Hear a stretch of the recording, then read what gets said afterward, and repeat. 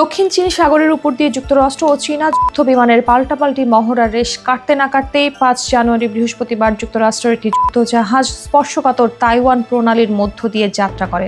মার্কিন সামরিক বাহিনী বিষয়টিকে রুটিন কার্যক্রমের অংশ বলে অভিহিত করলেও এই ঘটনায় ক্ষুব্ধ হয়েছে চীন।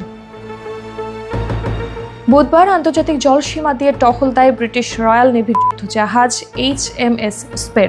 ব্রিটেন জানায়, আগেই পরিকল্পিত এই টহল আন্তর্জাতিক আইন মেনেই পরিচালিত হয়েছে, তবে চীনের প্রতিক্রিয়া ছিল তীব্র। তাদের নৌবাহিনীর মুখপাত্র বলেন, HMS স্পের এর উপস্থিতি নিয়ে যুক্তরাজ্য ইচ্ছাকৃতভাবে ঘটনাটিকে অতিরঞ্জিত করেছে এবং এর মাধ্যমে রাজনৈতিক বার্তা দেওয়ার চেষ্টা করছে।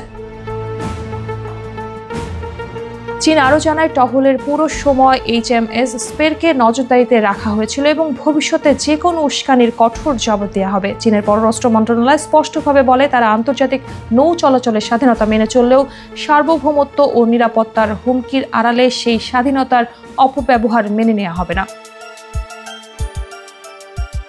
চীন তাইওয়ানকে নিজেদের অংশ বলেই দাবি করে এবং প্রয়োজনে শক্তিপূর্বক দ্বীপটিকে মূল ভূখণ্ডের সঙ্গে যুক্ত করার হুমকিও আগেও দিয়েছে। তবে স্বশাসিত তাইওয়ান বরাবরই এই দাবিকে প্রত্যাখ্যান করে আসছে।